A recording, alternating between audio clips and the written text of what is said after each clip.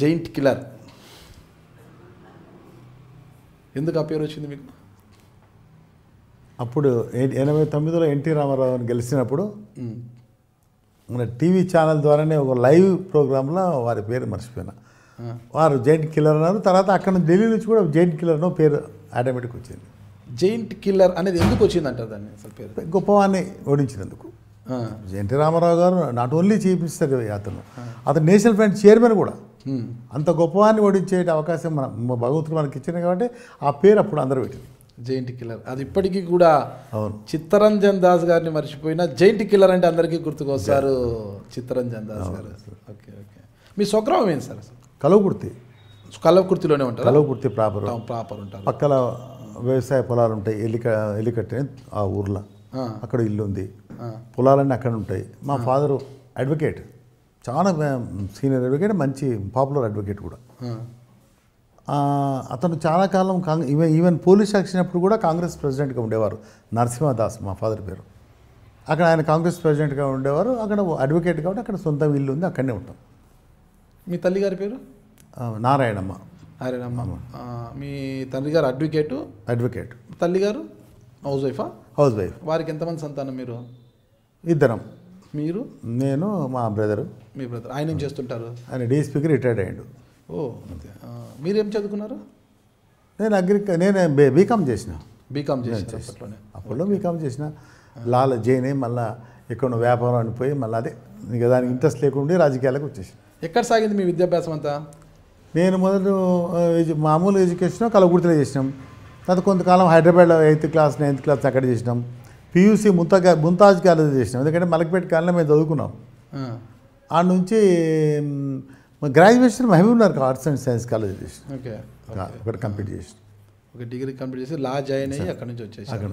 Okay. అంటే విద్యార్థి దశలో మీరు ఏమన్నా ఈ విద్యార్థి సంఘాలలో మొదటి నుంచి కూడా రాజకీయాలు మా ఇంట్లో నుంచి వచ్చినాయి. మా ఫాదర్ కాంగ్రెస్ ప్రెసిడెంట్. అంటే కాంగ్రెస్ ప్రెసిడెంట్ ఉండే తాలూకా కాంగ్రెస్కు. Okay okay. నీలం సంజీవారెడ్డి గారు ఆ రోజుల్లో బ్రహ్మానంద రెడ్డి గారు, చెన్నారెడ్డి గారు కూడా మా ఇంట్లో కాంగ్రెస్ ఆఫీస్ ఉండే. కాంగ్రెస్ మా ఇంట్లో ఒక రోజు పడుకున్నారు. ఆ రోజుల్లో మా ఫాదర్కు నీలం సంజీవ గారు కాంగ్రెస్ ఎమ్మెల్యేగా కాంటెస్ట్ చేయమని టికెట్ ఇస్తానని చెప్తే కూడా ఆయన ఒప్పుకోలే. నాకు వద్దు రాజకీయాలు అన్నాడు. ఓన్లీ సేవ చేసుకున్నాడు. దాని గురించి ఆయన మొదటి నుంచి ఉన్నాడు కాబట్టి అది నేను చిన్నప్పటి నుంచి నాకు అది అందుబాటులో వచ్చింది. ఎప్పుడు కాంగ్రెస్ మీటింగ్స్ అన్నీ మా ఇంట్లో జరిగేది. కాంగ్రెస్ అదొక పెద్ద చరిత్ర. మళ్ళా కలవకుర్తికి అచ్చంపేటకు లింక్.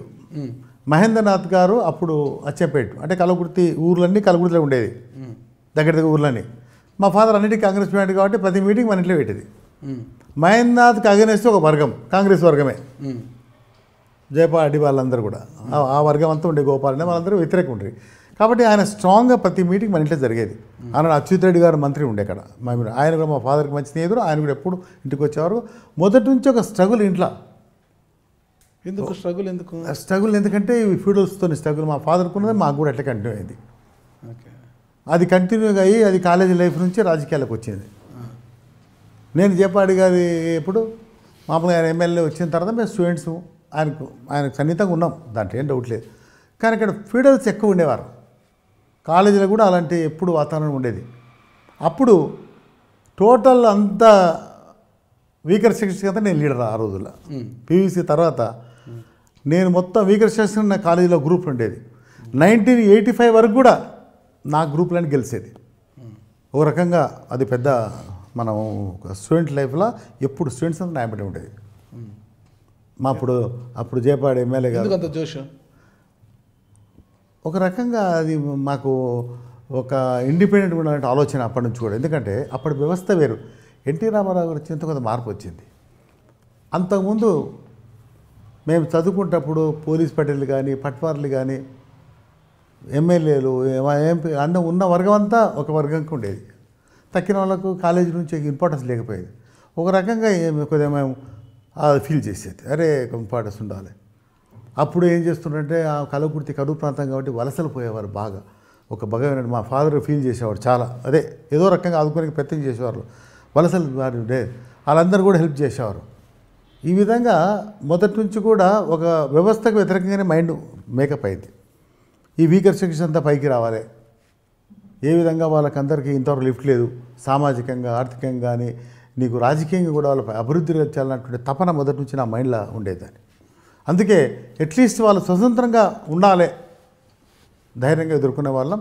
మొత్తం మీద మా యొక్క దానివల్ల కలవకుర్తి తాలూకున్నటువంటి ఈ ఫీడల్స్ అంతా అణిగిపోయిందని చెప్పడానికి మాత్రం ఏమాత్రం కూడా అది లేదు. మీరందరూ కూడా ఐ డ్రీమ్ ఛానల్ని సబ్స్క్రైబ్ చేయాలని కోరుకుంటున్నాను. I'm Sucharita, Home Minister of Andhra Pradesh. For more videos, subscribe iDreams. మీ Chirla Jaggireddy, MLA Kothapeta. For more videos please subscribe I dream.